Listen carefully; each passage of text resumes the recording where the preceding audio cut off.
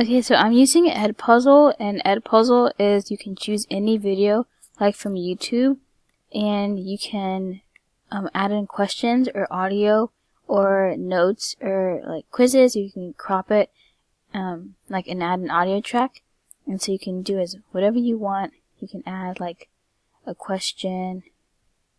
You can do anything. You can even add open-ended questions or multiple choice or even like a comment that a teacher could make. And for me, I had made one as well, and mine was on vowels.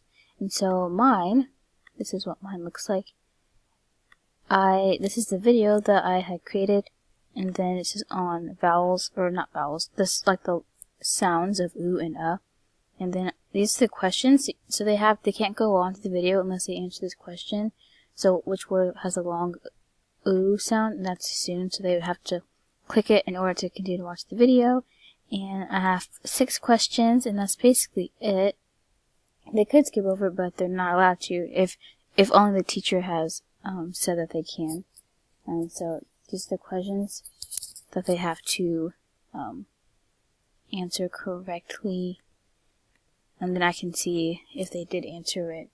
And so for an example, I can look at, okay, how well did my students do? And then I can look at the progress that they did, and I see, okay, some of them got a 0, some of them got an 83%, or some of them got 100%. And so I can see that based on like what I can test my students through an interactive module to test their knowledge of what we have learned.